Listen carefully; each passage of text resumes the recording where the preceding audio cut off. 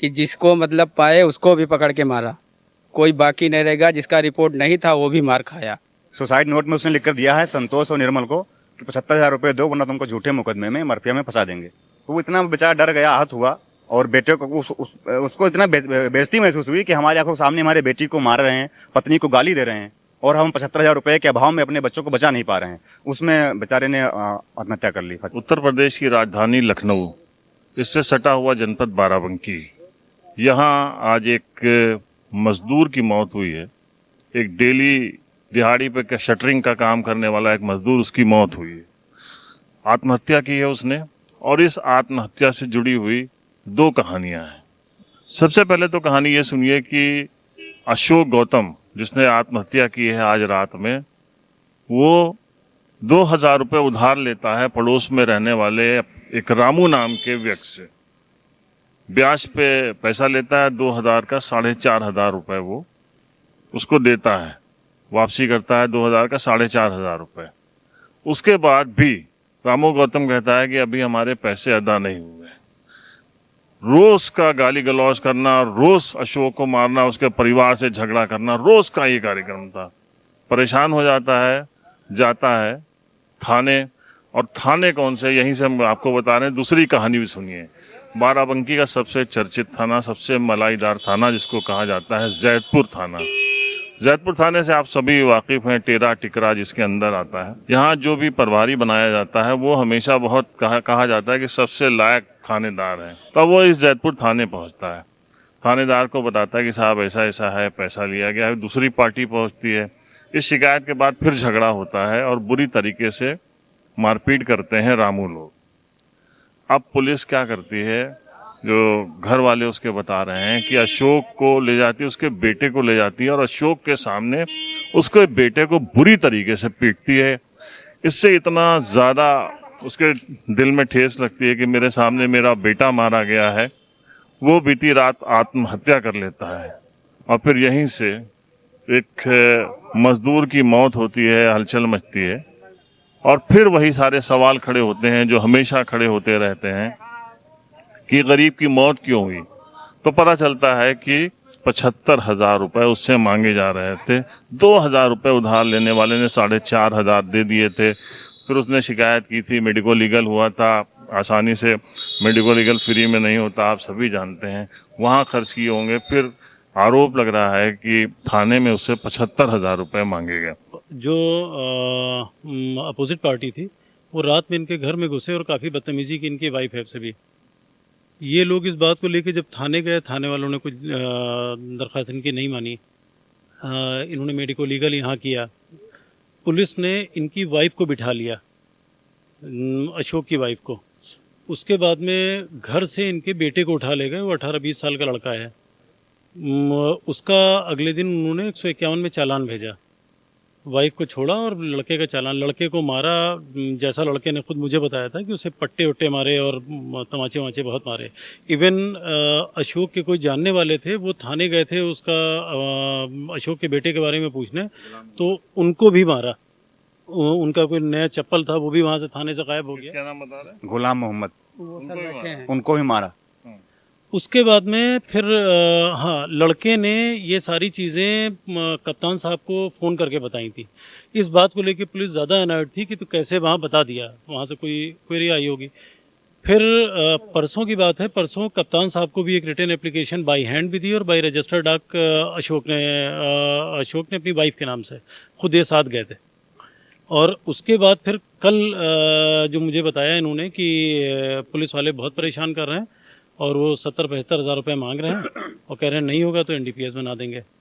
इस बात को लेके अपसेट थे। तो हमने कहा कि भैया सब कुछ जल्दी जल्दी हो रहा है, जाहिर है वहाँ थाने पे तो जाके कोई लड़ाई नहीं करेगा और अभी अदालत है आगे, सिस्टम पे यकीन रखो। 2-4 दिन रुक के, अभी कप्तान को तुमने दिया है तो कप्तान साहब जाहिर है 2-4 दिन उनको वक्त लगेगा, नहीं होगा तो अगले हफ्ते तक हम अदालत में आ जाएंगे। ये कल आपके पास आया था? ये कल तक की ये बात है। परसों तक तो दरख्वास्त ही दी है। कल उन्होंने बताया कि नहीं ये पैसे ये फोन पे। हाँ जी। और आज सुबह सुबह मुझे ये पता चला। ये अशोक कुमार हैं, इनके पड़ोसी से कुछ कहा सुनी हुई थी। रात में बस हल्का फुल्का गाली गलौज हुआ, लेकिन पुलिस की लापरवाही और पुलिस का लालच क्योंकि आप सब लोग जानते होंगे जैतपुर थाना हमेशा बदनाम रहा है मरफिया में, अफीम में। तो पुलिस की मिली भगत से इनके ऊपर एफआईआर दर्ज हुई, जबकि ये लोग खुद पीड़ित थे। इनकी वाइफ एप्लीकेशन लेकर गई थी कोतवाली में, इनकी वाइफ को रोक लिया गया। जब दोबारा से आए घर पे, इनको बेटे को उठा ले गए, जबकि ये जो तहरीर थी वो अशोक के नाम थी और इनके बेटे के नाम नहीं थी। अशोक के बेटे को उठा ले गए। अशोक के बेटे को कितना मारा, बेचारा वो चोटिल हो गया। रात में अशोक ने हमको ही फ़ोन किया कि भैया हमारे बेटे को बहुत मारे हैं और हम बचा लीजिए हमारे बेटे को। ये अशोक गौतम के बेटे हैं। कितनी उम्र है बेटा तुम्हारी? हमारी आधार पे 20 साल। लोग ने किया था कि वो दारू पी के आए और माँ बहन की गाली दे रहे थे। तो हमारे पापा ने कहा कि भैया गाली मत दो, मेरी बेटी को मत दो, मुझे दे दो, मैं सुन लूँगा। तो नहीं माने, फिर आए, पापा का गला पकड़ लिए। जब पापा का गला पकड़ लिए तो हमने क्या है, छुड़ा दिया।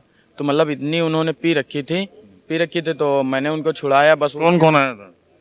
उनके 2 लड़के थे, रामू के? हाँ, और रामू थे। उनको छुड़ाया और अरविंद, उनको जैसे ही छुड़ाया वो गिर गए। छुड़ाए, बस गिर गए, बस उनके पैर में यहाँ पे चोट आ गई। अब कैसे आई मुझे नहीं पता। ठीक। तखत का मचवा भी टूट गया। ठीक है। तो फिर उसके बाद से इन्होंने एफआईआर हमारे ऊपर कर दी। तो एफआईआर जब किया तो हमारी मम्मी एफआईआर डालने गई, तो मम्मी को बिठा लिया गया और मेरे दादा का लड़का उसको भी बिठा लिया गया।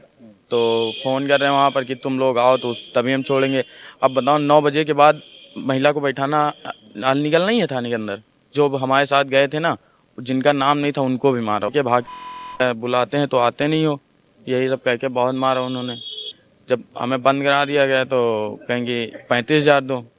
35,000 के बाद फिर धीरे धीरे 75,000 पाए गए। 75,000 पाने के बाद फिर पापा से नहीं, हमने ज़बरदस्ती करी गई कि तुम अगर हमका रुपया ना दो तो तुम्हारा लड़का अगर दिन रात में कहीं भी अगर कभी भी निकली तो हम मार डलवे।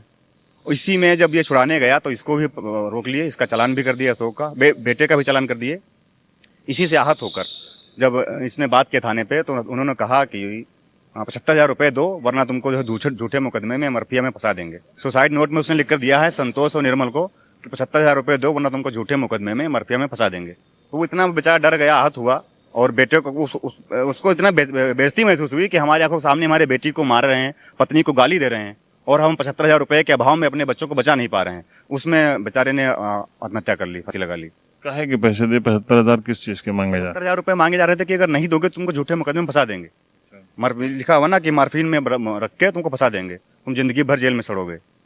तो अपने परिवार को बचाने के लिए अपने शर्म में कि हम हमारे सामने हमारे बीवी बच्चे मारे जा रहे हैं, शर्म में अपने आप को फांसी लगा लिया।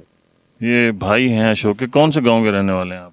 मौतरी। भाई ने पैसे ऐसे ने टीन बेच रहे थे, इसलिए टीन बेचे तो उन्होंने पहले ले लिया। उसके बाद 2,000 रुपया उनको तुरंत दे दिया। उसके बाद उनकी पत्नी बीमार हुई, फिर 2,000 दे दिया। देने के बाद और फिर डेली आते थे, डेली गाली गलौज करते थे। उसके बाद गाली गलौज करते करते धीरे धीरे 25 तारीख को बवाल ज़्यादा हो गया। उसके बाद मैंने मना किया कि भाई लड़ाई मत करो, लड़ाई करने में कुछ नहीं रखा है।